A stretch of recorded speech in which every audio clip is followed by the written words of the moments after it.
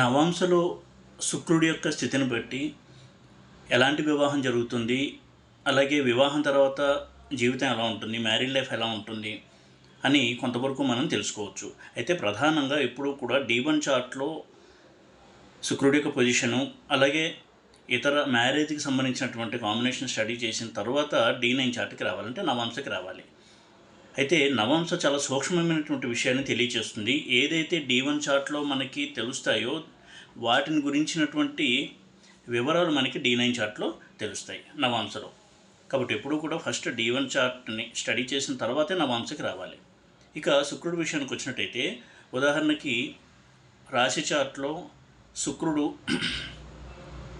పాపగ్రహాలతో కలిసి ఉండడము, నీచలో ఉండడము, ముఖ్యంగా రాహుతో కేతువుతో కలిసి ఉండడం, ఇటువంటి కాంబినేషన్స్లో ఉండి నవాంశలో కొన్ని పొజిషన్లో ఉన్నట్టయితే వైవాహిక జీవితం కొంత సమస్యాత్మకంగా ఉంటుంది. ముఖ్యంగా కులాంతర వివాహాలు, మతాంతర వివాహాలు చూసేటప్పుడు శుక్రుడు కనుక రాహుతో కలిసి ఉన్నట్టయితే నవాంశలో, లేదా శుక్రుడు కేతువుతో కలిసి ఉన్నా అంటే అప్పుడు రాహు శుక్రుడికి ఆపోజిట్లో ఉంటాడు. ఇలా ఉన్నప్పుడు కూడా ఇటువంటి వివాహాలకి ఎక్కువగా ఆస్కారం ఉంటుంది. అయితే శుక్రుడు తన స్వక్షేత్రంలో కనుక ఉన్నట్టయితే ఇటువంటి వివాహాలకు ఆస్కారం ఉండదు. అంటే D1 చార్ట్లో అటువంటి స్ట్రాంగ్ కాంబినేషన్ ఉండి D9 చార్ట్లో కూడా ఉన్నట్టయితే వీటికి ఆస్కారం ఎక్కువ. కొన్ని సందర్భాల్లో శుక్రుడు చాలా శుభంగా ఉండి, శుభుడుగా ఉండి రాహుతో ఉన్నట్టయితే D9లో కూడా వారి యొక్క వైవాహిక జీవితంలో ఇటువంటి అపశృతులు జరగవు. అంటే కులాంతర మతాంతర వివాహాలు, వివాహం తర్వాత తల్లిదండ్రులకు దూరం అవడము, ఇలాంటి పరిస్థితులు అనేవి నెలకొనవు.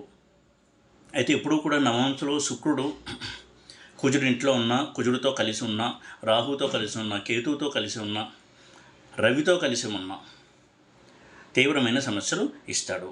అందులోనూ వక్రించిన కుజుడితో కలిసి ఉన్నటువంటి శుక్రుడు మ్యారేజ్ ప్రాబ్లమ్స్ చాలా ఇస్తాడు. ఆఫ్టర్ మ్యారేజ్ అంటే మ్యారేజ్ అయిన తర్వాత ఎక్కువగా ప్రాబ్లమ్స్ ఇస్తాడు.